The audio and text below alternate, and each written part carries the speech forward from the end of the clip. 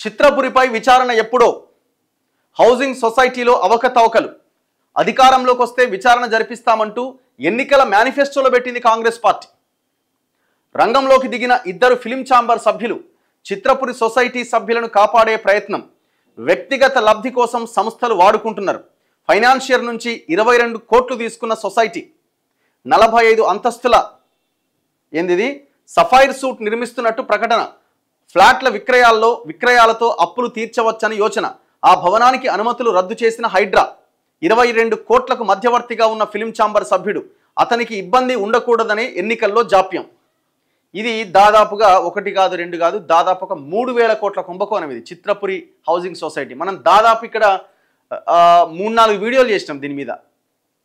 వాళ్ళు చేసిన ధర్నాలని మనం ప్రధానంగా ఫోకస్ చేసినాం. లాస్ట్ 1 year 2 years కాలం నుంచి ఎలక్షన్స్కి ముందు చాలా దీని మీద పెద్ద ఎత్తున కొట్లాడినాం. ఇంకా పాపం అందులో కొంతమంది కొట్లాడుతున్నారు. కస్తూరి శ్రీనివాస లాంటి వాళ్ళు, భద్రా లాంటి వాళ్ళు దీని మీద చాలా ఫోకస్డ్గా కొట్లాడుతున్నారు. మొత్తం దొంగలు పడ్డారు అందులో. ఇది 1950sలో చెన్నైలో ఉన్నటువంటి సినిమా రంగం హైదరాబాద్కి తీసుకురావడం కోసము, ఇక్కడ ఉన్న సినిమా కార్మికుల కోసము ఎన్నో ఎకరాలు ఉంటుంది, అది మర్చిపోయినా నేను కూడా. ఆ భూమిని సినిమా ఇండస్ట్రీ కోసం కేటాయించారు. దాంట్లో వీళ్ళు లోన్లు తీసుకొని అందులో ఆ ప్లాట్లు కట్టుకోవడానికి, నిర్మించుకోవడానికి అవకాశం ఉంటుంది. అది ఎవరికి ఇవ్వాలా? ప్యూర్లీ సినిమా కార్మికులకు మాత్రమే చెందాలి. ఇందులో ఎవరెవరు ఉన్నారు? రాజకీయ నాయకులు, ఎన్ఆర్ఐలు, అడ్వకేట్లు, పోలీస్ ఆఫీసర్లు, న్యూస్ యాంకర్లు, మొత్తం అంతా అనర్హులకి ఇందులో కేటాయించారు. ఎట్లా? మొత్తం డబ్బులు తీసుకొని. ఇలా ఈయన ఓనర్ ఇన్ఛార్జ్ ఒక ఆయన ఉంటాడు, వల్లభనేని అనిల్ కుమార్ అని. ఇక ఆయన మొత్తం ఆయన కనుసన్నలో జరిగింది వ్యవహారం అంతా. మరి తోపు హీరోలు ఉన్నారండి, చిరంజీవి, పవన్ కళ్యాణ్, వెంకటేష్, నాగార్జున. మరి మొత్తవర్లంతా ఎటువైరు? నీ ఇండస్ట్రీలో ఉన్న సమస్యను నువ్వు పరిష్కరించుకోలేకపోతున్నారు కదా.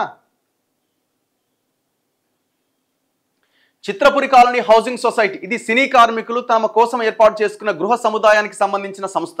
ఫిలిం ఛాంబర్ ఇది సినిమా రంగ ప్రముఖులు ఏర్పాటు చేసుకున్న స్వీయ నియంత్రణ విభాగం. అలాంటి 2 సంస్థలకు మధ్య సంబంధం ఏంటి? వాస్తవానికి సినీ పరిశ్రమ ప్రయోజనాలు తప్ప ఈ రెండింటి మధ్య ఇతర సంబంధాలు ఉండకూడదు. కానీ ఈ 2 పాలక మండళ్లకు చెందిన కొందరు సభ్యుల మధ్య ఉన్న అవినాభావ సంబంధాల వల్ల ఛాంబర్ ఎన్నికలు జాప్యమవుతున్నాయనే విమర్శలున్నాయి. అలాగే హౌసింగ్ సొసైటీ అక్రమాలపైన విచారణ జరగకుండా ఈ ఛాంబర్ సభ్యులే కొందరు రంగంలోకి దిగారు అన్న ఆరోపణలు కూడా ఉన్నాయి. ఒకప్పటి తెలుగు సినిమాల్లో ఒక రాజకీయ నాయకుడు, ఒక న్యాయవాది, ఒక వాణిజ్యవేత్త కలిసి ముఠాగా ఏర్పడి విలనిజం చేసేవారు. సమాజాన్ని ప్రభావితం చేసే ఆయా వర్గాల ప్రముఖులందరూ కలిసిపోతే ప్రజలకు ఎలాంటి హాని జరుగుతుందో చెప్పడానికి దర్శకులు సినిమాల్లో వారి పాత్రలను చూపించేవారు. ఇప్పుడు Chitrapuri colony housing society, film ఛాంబర్ల మధ్య నెలకొన్న సంబంధాలు కూడా ఇలాంటివే అని కొందరు సభ్యులు ఆరోపిస్తున్నారు. మొత్తం వ్యక్తిగత ప్రయోజనాలు తప్ప ఇందులో ఇంకొక ఆలోచన లేదు వీళ్ళకి. అంత దొంగలే.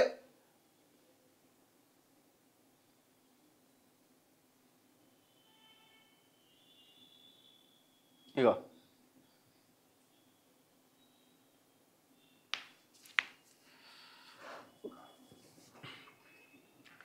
ఈ పరిణామాలన్నీ జరుగుతున్నప్పుడే ఈ సమయంలోనే చిత్రపురి హౌసింగ్ సొసైటీ తమ వద్ద ఖాళీగా ఉన్న 35 ఎకరాల భూమిలో సఫైర్ సూట్ అనే 45 అంతస్తుల భవంతిని నిర్మిస్తున్నట్టు ప్రకటించింది. దీని విలువ దాదాపు 200 కోట్లు. దీనికి హెచ్ఎండి అనుమతులు కూడా వచ్చినాయి. అయితే హైడ్రా ఏర్పాటైన తర్వాత ఈ భూమి ఎఫ్టీఎల్ పరిధిలో ఉండడంతో అనుమతులు రద్దు చేశారని కొందరు సభ్యులు ఆరోపిస్తున్నారు. సఫైర్ సూట్ భవంతికి అనుమతులు ఉన్నట్లు చెబుతూ ఫిలింనగర్ క్లబ్లో బ్రోచర్ను ఆవిష్కరించారు. ఆ సమయంలోనే ఫిలిం ఛాంబర్ అధ్యక్షుడికి ఒక రో హౌస్ కేటాయించారు. దీని మార్కెట్ విలువ 3 కోట్లు ఉంటుందట. గతంలో మా వద్ద భరత్ భూషణ్ అనే ఒక సభ్యుడు ఉండేవారు.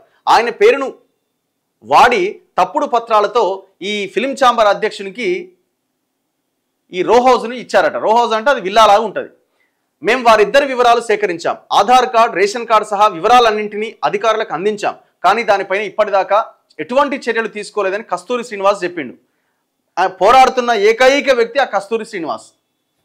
అంత దొంగలు తయారైన ఈ ఏడాది అమెరికాలో జరిగిన తానా సమావేశాలకు చిత్రపురి పాలక మండలిలో కొందరు ఫిలిం ఛాంబర్కు సంబంధించిన మరికొందరితో పాటు ఓ జర్నలిస్ట్ అసోసియేషన్ అధ్యక్షుడు కలిసిపోయిండట. అక్కడ సఫైర్ సూట్లో ఫ్లాట్లు కొనాలంటూ ఎన్ఆర్ఐలను కోరిరట. ప్రస్తుతం మణికొండలోని అపార్ట్మెంట్స్లో చదరపు అడుగు 10,000 వరకు ఉన్నది. ఈ సఫైర్ సూట్లో 7,000కే ఇస్తామని చెప్పడంతో కొందరు ఎన్ఆర్ఐలు నన్ను సంప్రదించారు. ఈ సఫైర్ సూట్కి అనుమతులే లేవని చెప్పాను అని చిత్రపురి కాలనీకి చెందిన రమేష్ చెప్పారు. జర్నలిస్ట్ అసోసియేషన్ అధ్యక్షుడు, ఒకప్పటి బీఆర్ఎస్ ఎమ్మెల్యేకు, ప్రస్తుత చిత్రపురి హౌసింగ్ సొసైటీ అధ్యక్షుడికి సన్నిహితుడని, వీరందరూ రియల్ ఎస్టేట్ వ్యాపారంలో భాగస్వాములని కొందరు సభ్యులు ఆరోపిస్తున్నారట. మరి ఎవరా బీఆర్ఎస్ ఎమ్మెల్యే, ఎవరా ఇది అంటే వాళ్ళ పేర్ల మీద కూడా అందులో ఈ రో హౌజులు, కథా వ్యవహారం, ప్లాట్లు ఉన్నాయి. మొత్తం దొంగలు పంచక తిన్నారు. అమాయకులైన ఇందులో తెలంగాణ కార్మికులకైతే నాకు తెలిసి వేల మీద లెక్క పెట్టచ్చు, ఎవరు ఉన్నారేమో అని లెక్క పెడతా దక్కిన వాళ్ళు. ఎంత అన్యాయం ఇది.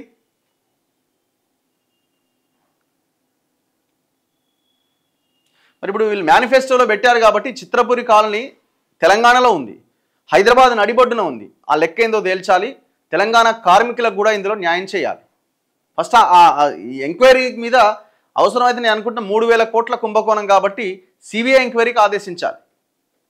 ఇంకేమన్నా ఎంక్వైరీలు ఉంటే సిట్టింగ్ జడ్జితో చేస్తారా, సిబిఐతో చేస్తారా? మొత్తం ఇలా అధికారులు, ఫిలిం ఛాంబర్, ఈ ఫిలిం సొసైటీకి సంబంధించిన దొంగలు వీళ్ళందరూ కుమ్మక్కైపోయి ఈ మొత్తం వ్యవహారం జరిపారు.